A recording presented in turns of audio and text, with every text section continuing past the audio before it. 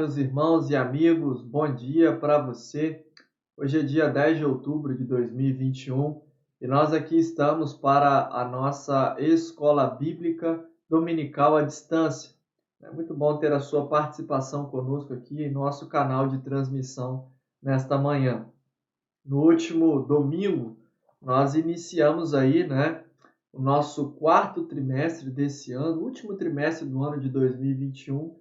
E nesse trimestre nós estamos estudando sobre as epístolas para o nosso tempo. Estamos aí refletindo, fazendo uma abordagem das epístolas de Paulo, e vamos estudar este assunto aí até o término do ano. Hoje é a nossa lição de número 2. A semana passada falamos sobre o livro de Romanos e hoje nós teremos o segundo estudo falando sobre a unidade cristã baseada em 1 Coríntios. Vamos falar de 1 Coríntios.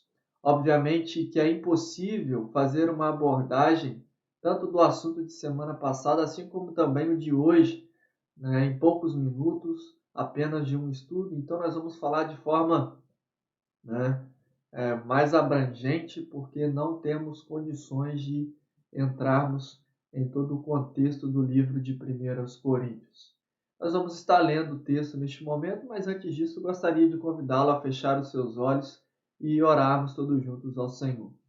Senhor Deus querido, Pai eterno, nós te louvamos, ó Deus, por esta manhã. Te louvamos, ó Deus querido, pelo privilégio de estudarmos a Tua palavra.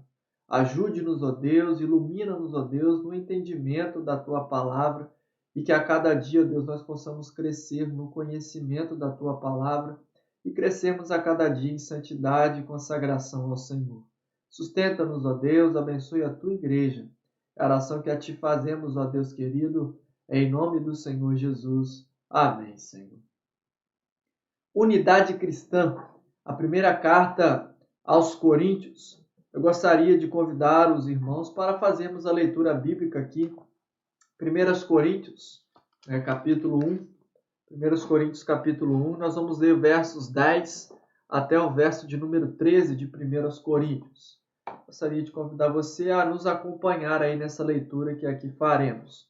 Diz o texto: Irmãos, em nome de nosso Senhor Jesus Cristo, suplico a todos vocês que concordem uns com os outros no que falam, para que não haja divisões entre vocês.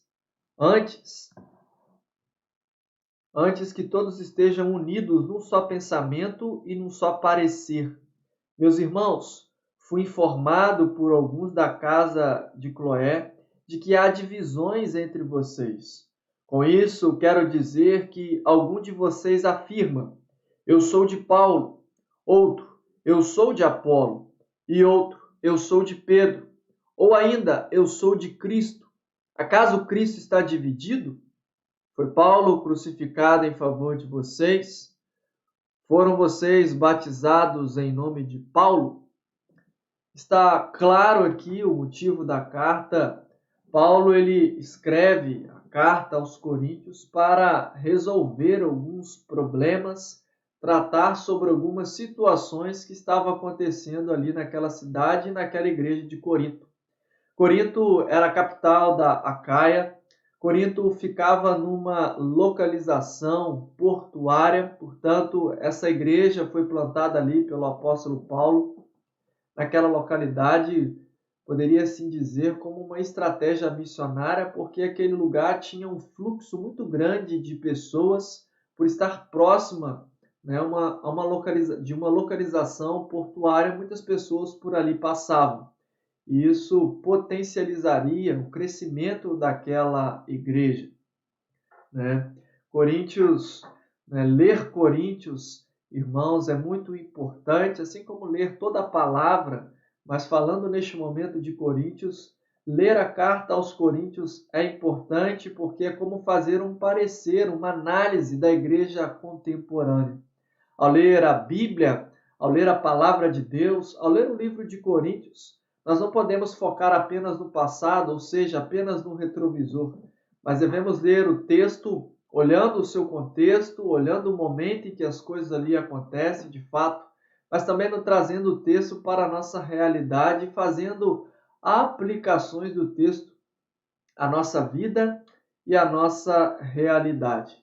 O livro de Coríntios é um livro atual e de grandes ensinamentos e aprendizados à nossa vida, né? Grandes aprendizados. A igreja de Corinto foi uma igreja que deu bastante trabalho para o apóstolo Paulo. Depois que Paulo vai para Éfeso, de lá ele escreve essa carta. Paulo escreve a primeira carta aos Coríntios, da cidade de Éfeso.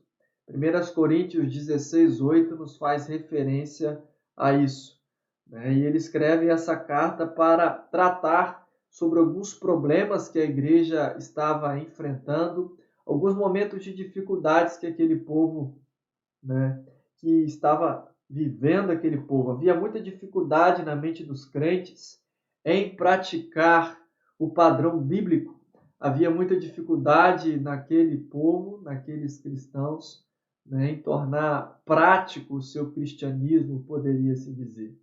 Portanto, o propósito dessa carta é nos ensinar que é dever do cristão colocar em prática a sua vida cotidiana, né? É dever do cristão colocar em prática na sua vida cotidiana os resultados da sua redenção em Cristo. Em Cristo Jesus nós somos, né, perdoados, através de Cristo somos salvos, através de Cristo somos justificados. É isso que falamos na semana passada. Somos justificados por Cristo, em Cristo temos a redenção. E Coríntios agora vai nos ensinar sobre a importância, sobre o nosso dever, sobre o nosso compromisso com Deus, de tornar prático, né, de tornar prático em nossa vida cotidiana os resultados da ação de Cristo em nossas vidas. Irmãos, quando nós olhamos para Corinto, e aqui nós vamos falar um pouco sobre unidade, mas também fazendo uma abordagem de forma panorâmica no contexto daquele povo, Corinto era conhecida por sua iniquidade e por sua imoralidade. E ela se destacava pela adoração, né, corrupta e sensual a Afrodite, que era a deusa do amor. Era este o contexto dos coríntios. Aquela igreja, a igreja de Corinto, era um corpo corrompido de cristãos.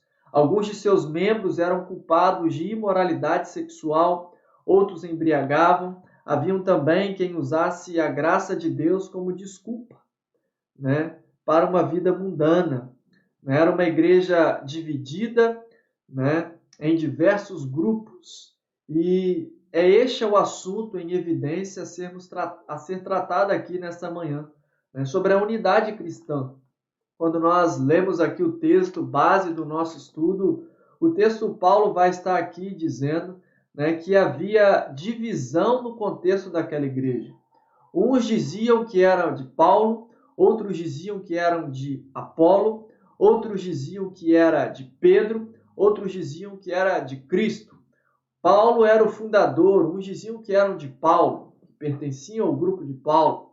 Outros afirmavam que eram do grupo de Apolo, talvez pela forma de se expressar de Apolo, bom nas palavras, bom em suas falas. Outros afirmavam que era do grupo de Pedro, talvez por ser judeu, e outros afirmavam ser de Cristo, e isso trazia sobre eles muita soberba. Então, a igreja estava dividida em grupos, E é interessante que, ao tratar a divisão na igreja, Paulo ele tem uma iniciativa, uma atitude muito pertinente. Conforme nos diz o texto, no verso 11, Paulo ele diz: meus irmãos, fui informado por alguns da casa de Cloé que há divisões entre vocês. Ao tratar e lidar com a divisão na igreja de Corinto, a primeira atitude de Paulo aqui, conforme lemos, é que ele busca ser transparente. Ele é claro, ele é transparente. Ele não diz, estão dizendo por aí, alguém falou. Ele é claro, ele é objetivo e ele é transparente, né? Fui informado por alguns da casa de Cloé que há divisão entre vocês. Ele é objetivo e transparente nas suas palavras para tratar um problema existente naquela igreja. Ele preza pela transparência e pela verdade ao lidar com esta situação. Portanto, olhando para estes versos aqui que lemos, eu também quero ler o que diz o capítulo 3, né? O capítulo 3, né? Os versos de 3 a 5 vai nos dizer assim, né? Falando sobre a divisão dentro da igreja de Corinto, partindo do capítulo 3, né? A primeira parte do livro de Coríntios vai nos falar sobre a divisão na igreja, e o verso 3 vai dizer o seguinte: porque ainda são carnais, porque visto que há inveja e divisão entre vocês, não estão sendo carnais e agindo como mundanos? Pois quando alguém diz, eu sou de Paulo, e outro, eu sou de Apolo, não estáis sendo mundanos? Paulo pergunta, questiona, provoca neles reflexão. O verso 5 vai dizer assim do capítulo 3 de 1 Coríntios: afinal de contas, quem é Apolo? Quem é Paulo? Apenas servos, por meio dos quais vocês vieram a crer, conforme o ministério que o Senhor atribuiu a cada um. Então, Paulo aqui está combatendo a divisão no meio da igreja, dizendo que tanto ele quanto Apolo, né, dizendo àquela igreja dividida que eles eram apenas, né, servos por meio dos quais foram usados por Deus para crerem em Jesus. É importante, irmãos, entendermos que a falta de discernimento ela leva à convivência natural com o mundanismo, que preza pela sabedoria não do alto, mas uma sabedoria que é humana. A sabedoria que é do alto, ela é pacífica, a sabedoria que vem do alto, ela é abençoadora, né? Ela é cheia de luz, ela abençoa, ela traz vida. Tiago vai nos falar sobre a sabedoria do alto, né? A sabedoria do alto é pacífica, é pura, é tratável, né? A sabedoria humana, né, ela é cheia de confusão, né? E a falta de discernimento, ela nos leva a conviver naturalmente com o mundanismo, que preza pela sabedoria humana.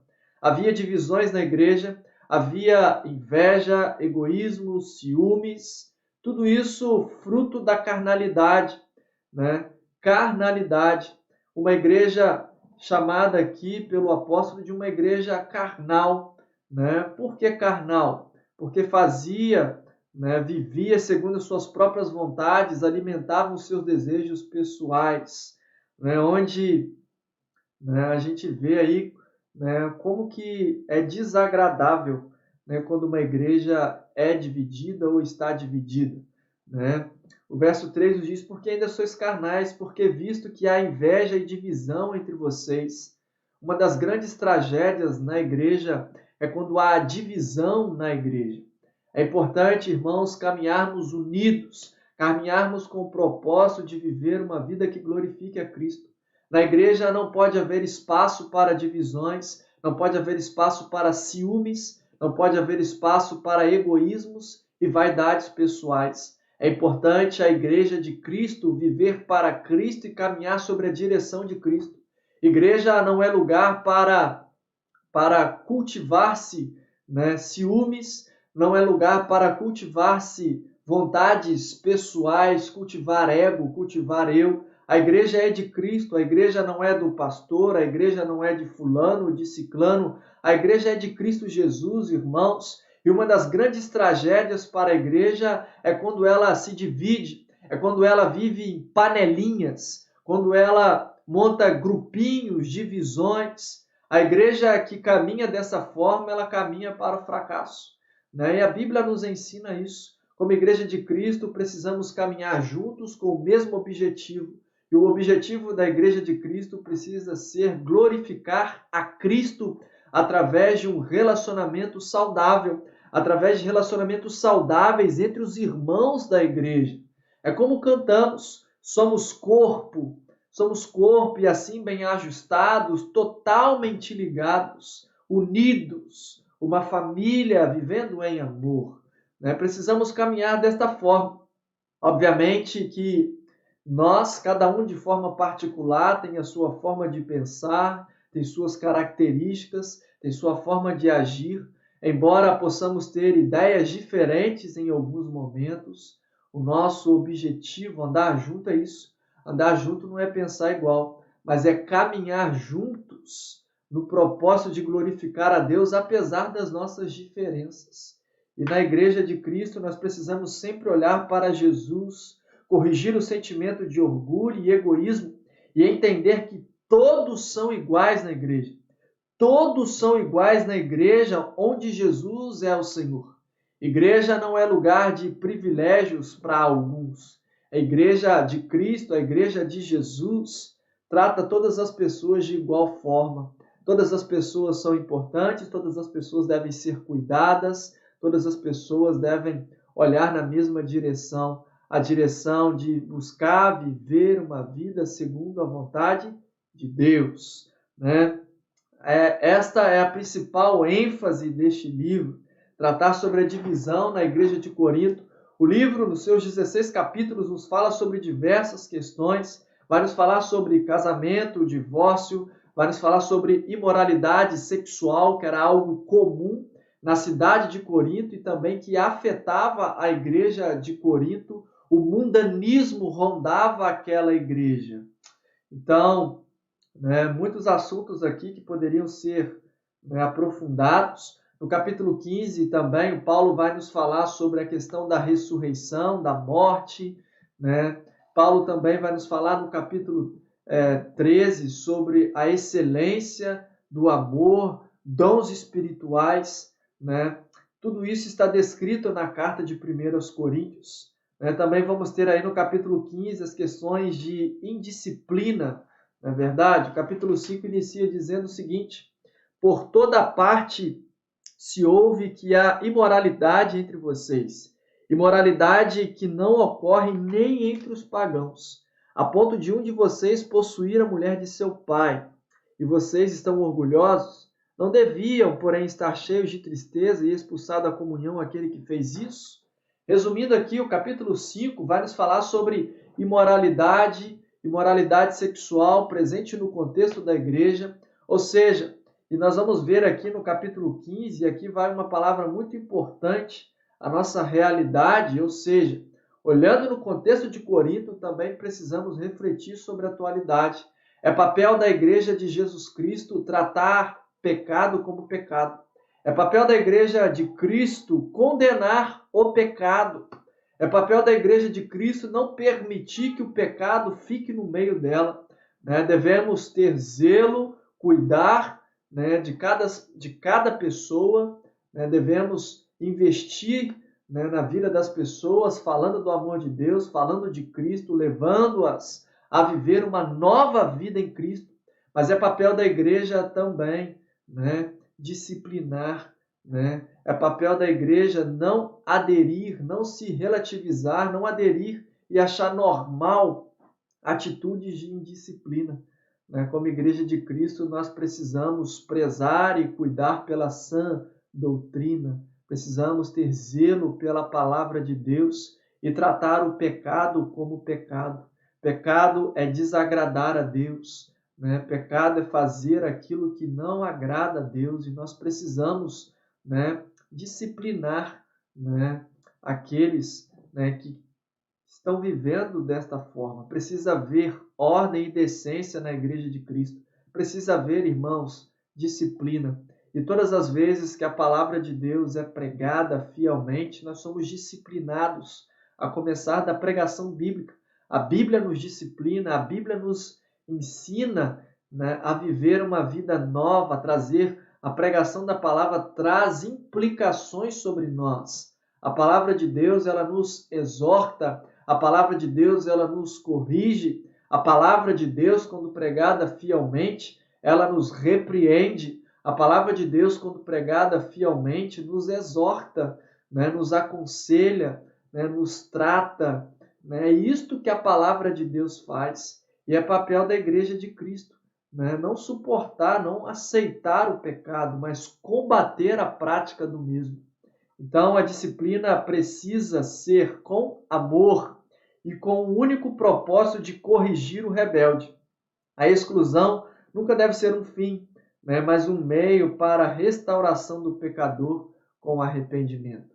É papel da igreja, né, disciplinar com amor, com cuidado, com zelo, né, assim como Deus nos disciplina, né, a igreja ela não pode tapar os seus olhos, né, e permitir rebeldia e indisciplina no seu contexto diário eclesiástico. Portanto, este era algo também que acontecia naquele contexto, né, no dia a dia daquela igreja. Ou seja, falamos aqui sobre a questão do pecado, falamos sobre a questão da divisão, né? Faltava comunhão naquela igreja e sobrava egoísmo, né?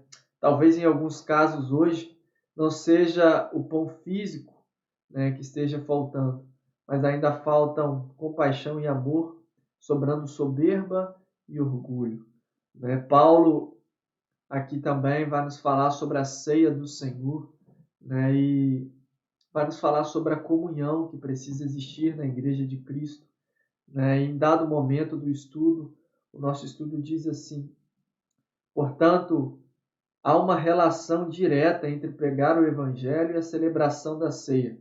A participação dessa ordenança memorial deve ser de maneira digna, pois aquele que participa de outra forma é também culpado da morte de Cristo. Está falando aqui sobre a dificuldade na comunhão. É um outro ponto também presente no contexto de Coríntios. O problema da comunhão. A ceia do Senhor, que nós a celebramos, ela tem como finalidade nos falar sobre, né, nós trazemos à memória a morte de Cristo, porque é em memória de mim que nós ministramos a ceia, né? A ceia, então, ela nos lembra do sacrifício de Jesus. A ceia também tem como papel, né, nos dizer que nós celebramos a ceia até que ele venha, né? Cristo um dia voltará para buscar a sua igreja, para buscar o seu povo. A ceia também, né, é um momento também onde nós pensamos e refletimos sobre a comunhão da igreja de Cristo, né? Ela nos lembra do sacrifício de Jesus, ela anuncia a volta de Cristo, é um momento também de comunhão da igreja de Cristo. Por isso que nós ministramos a ceia do Senhor como uma igreja reunida fisicamente, né? É o momento da igreja de Cristo, onde a igreja se reúne, é um momento especial na vida da igreja, porque é um momento de comunhão, né, uns com os outros. E a comunhão é importantíssima, imprescindível para a nossa vida cristã, irmãos. Precisamos disso, né? Também é dito e mencionado, né, em 1 Coríntios sobre a questão, né, de desvios doutrinários, né? Havia entre os coríntios pessoas pregando que não há ressurreição dos mortos. E Paulo, ali no capítulo 15, ele vai combater esta ideia, dizendo que se Cristo não ressuscitou, né, é inútil a nossa fé, é vã a nossa crença. Então, Paulo ali vai reafirmar, né, a importância da ressurreição de Cristo, né? E aí o texto é um texto muito conhecido, né? Onde está a morte, a tua vitória, né? Cristo Jesus venceu a morte. E é por meio de Jesus Cristo que nós temos a vida. É por meio de Jesus Cristo que um dia nós iremos para a eternidade, estaremos juntos com o Senhor. Finalmente, né, Paulo ele apresenta o triunfo sobre a morte, mostrando a destruição definitiva da morte e do pecado, né, quando chegar a ressurreição. É preciso, então, irmãos, estar firme diante de tantas tentações e sofrimentos, né, dessa vida, mas a certeza também da esperança da ressurreição deve trazer sobre nós encorajamento, deve trazer sobre nós firmeza para permanecer na fé e como incentivo para trabalhar cada vez mais, sempre firmes e sempre constantes na obra do Senhor, porque o mesmo texto vai nos dizer que no Senhor o nosso trabalho não é inútil. Então, irmãos, está aí mais um aprendizado, né? O autor aqui termina o nosso estudo também falando sobre o capítulo 13 de 1 Coríntios, sobre o dom supremo, né? O dom supremo que é o amor. né? E ele diz: deixei esse capítulo por último porque se aplica a todos os assuntos da carta. Embora saibamos que ele está mais relacionado com os dons espirituais, que também eram motivo de divisão na igreja, o amor é o dom supremo que suplanta todas as dificuldades de relacionamento.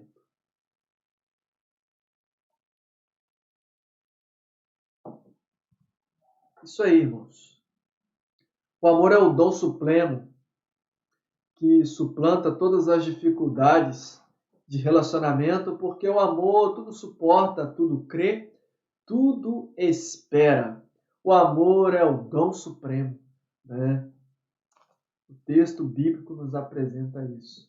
Então, diante deste estudo, diante de tudo que aqui falamos, né, é importante refletir e pensar como temos caminhado como Igreja de Cristo, né?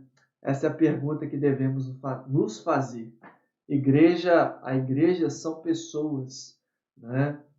Perguntamos como está esse quesito em nossas vidas, né? Como está a nossa comunhão, né, com a Igreja de Cristo, né? Como nós estamos caminhando como Igreja de Cristo, como caminha a Igreja Batista Bairro Matadouro, né? Como tem sido o seu comportamento como membro desta igreja, como membro da Igreja do Senhor.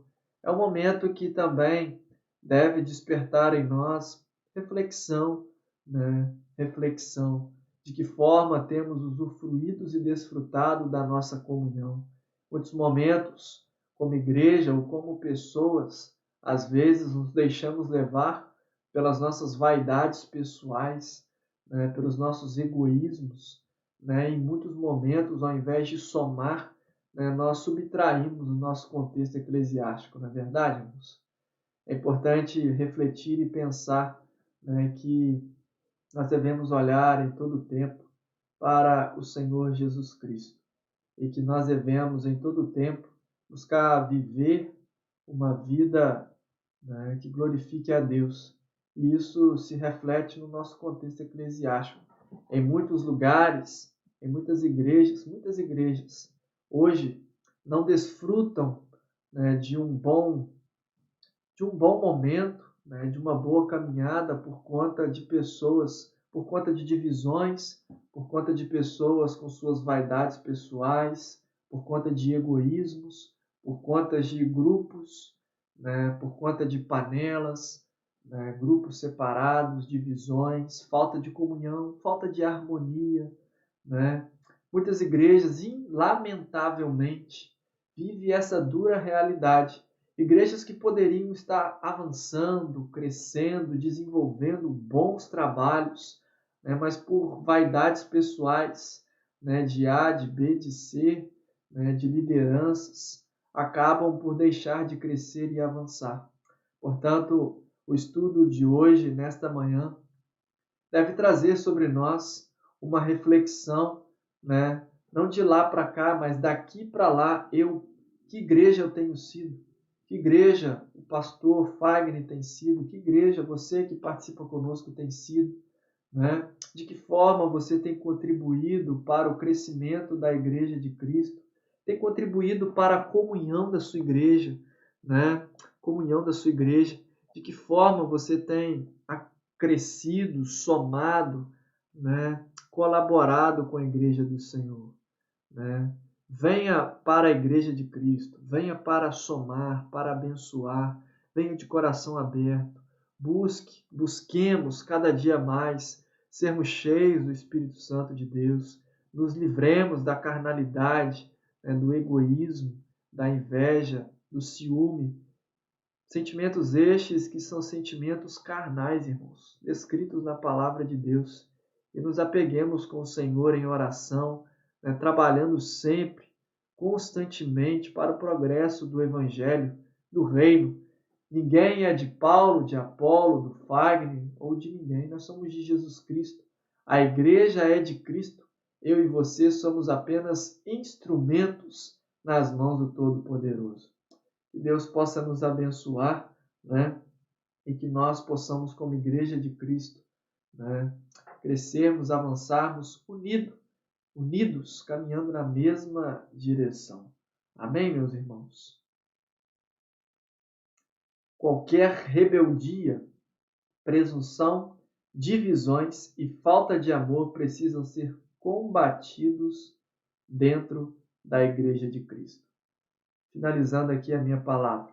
Não permita, que você, ou que alguém venha falar mal da sua igreja, venha reclamar e criticar a sua igreja. Você faz parte dela. Lute pela sua igreja. Coopere para o crescimento da sua igreja. Que Deus nos abençoe e nos ajude a vivermos de forma prática um cristianismo que exalta a Deus e a Cristo Jesus. Deus querido, Deus amado, obrigado, Deus, por esta manhã.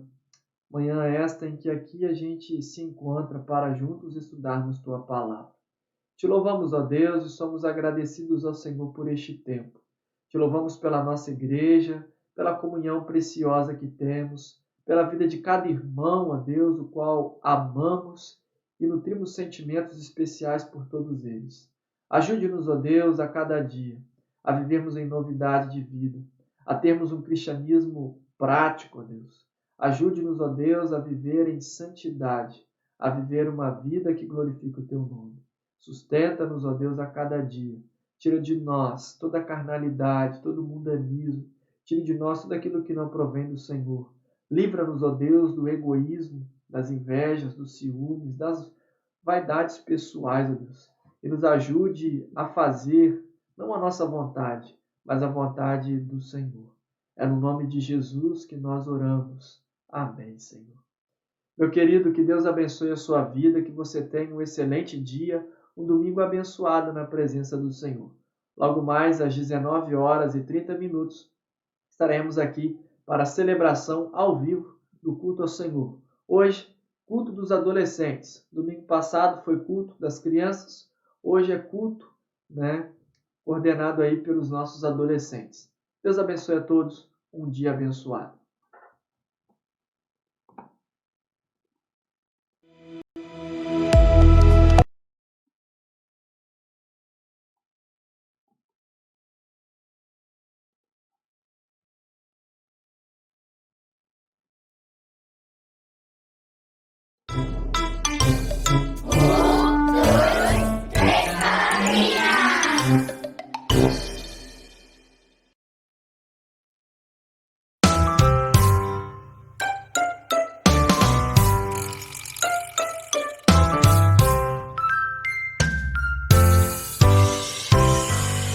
Satisfação é ter a Cristo, não há melhor prazer já visto. Sou de Jesus e agora eu sinto satisfação sem fim.